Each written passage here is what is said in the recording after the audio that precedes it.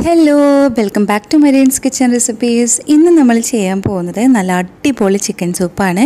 ഒരുപാട് ബുദ്ധിമുട്ടുകളൊന്നും ഇല്ലാതെ അന്ന് നല്ല ടേസ്റ്റി ആയിട്ടുള്ള ചിക്കൻ സൂപ്പ് നമുക്ക് വീട്ടിൽ എങ്ങനെ തയ്യാറാക്കിയെടുക്കാൻ നോക്കാം.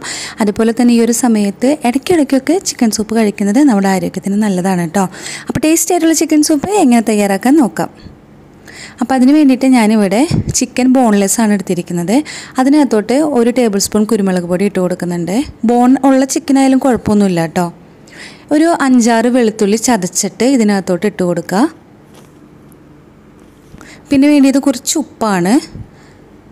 പിന്നെ ഒരു 2 ഗ്ലാസ് വെള്ളം ഒഴിച്ച് കൊടുക്കണം. ഇതാണ് ചിക്കൻ സ്റ്റോക്ക്. ഇതിലാണ് നമ്മൾ സൂപ്പ് ചെയ്യുന്നത് കേട്ടോ. പിന്നെ കുറച്ച് സ്പ്രിംഗ് ഒനിയൻ ചെറുതാക്കി നുറുക്കിയത് ഇതിനകത്തോട്ട് ചേർത്ത് കൊടുക്കാം. ഇനി നമ്മൾ ഇത് അടച്ചു വെച്ചിട്ട് ഒരു 2 വിസിൽ വരെ വേവിക്കുക കേട്ടോ. അത് കഴിഞ്ഞാൽ കുക്കർ തുറന്ന് നോക്കുക. അതിനുശേഷം വെന്ത ചിക്കൻ ഇതിനകത്തുനിന്ന് എടുത്ത് മാറ്റി വയ്ക്കണം. ചിക്കൻ പീസസ് എല്ലാം ഒരു ബൗളിനകത്തോട്ട് മാറ്റി കൊടുക്കുക. എന്നിട്ട് ചിക്കൻ പീസസ് തണുത്ത് വരുന്ന സമയത്ത് നമ്മളെ കൈവച്ച് തന്നെ അത് പിച്ചി എടുക്കണം.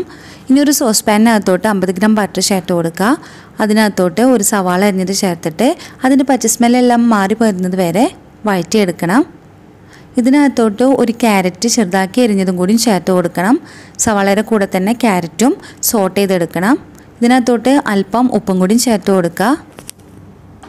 ഇത് നന്നായിട്ട് സോട്ട് ചെയ്ത് വന്നു കഴിഞ്ഞാൽ നമ്മൾ നേരത്തെ മാറ്റി വെച്ച ചിക്കൻ സ്റ്റോക്ക് ഇതിനകത്തോട്ട് ഒഴിച്ചു കൊടുക്കാം. ഇനി ഇത് നന്നായിട്ട് തിളപ്പിച്ചെടുക്കണം കേട്ടോ. നന്നായി മിക്സ് ചെയ്തിട്ട് നന്നായിട്ട് തിളപ്പിച്ചെടുക്കുക. തളയെല്ലാം വന്ന് ഇതിവിടെ റെഡിയായി വന്നിട്ടുണ്ട്. ഇതിനകത്തോട്ട് നമ്മൾ നേരത്തെ മാറ്റി വെച്ച ചിക്കൻ ഉണ്ടല്ലോ, അത് ചെറുതായി ഇങ്ങനെ പിച്ചിയെടുക്കാനാണ് ഞാൻ നേരത്തെ ഉദ്ദേശിച്ചത്. അതുപോലെ ചെയ്തത് നമുക്കിതിനകത്തോട്ട് ഇട്ട് കൊടുക്കാം. ഇനി ഇത് നന്നായിട്ട് മിക്സ് ചെയ്ത് ഇതിൻ്റെ ഉപ്പും കുരുമുളക് പൊടിയൊക്കെ ടേസ്റ്റ് നോക്കുക. എന്നിട്ട് ഇത് നന്നായിട്ട് തിളപ്പിച്ചെടുക്കുക. ഇതിവിടെ തിളച്ച് വന്നിട്ടുണ്ട്. ഇനി ഇതിനകത്തോട്ട് നമുക്ക് ഫ്രഷ് ക്രീം ചേർത്ത് കൊടുക്കാം. 1 കപ്പ് ഫ്രഷ് ക്രീമാണ് ഞാൻ ചേർത്ത് കൊടുക്കുന്നത്. എന്നിട്ട് ഇതുപോലെ തന്നെ തിളപ്പിച്ചെടുക്കണം.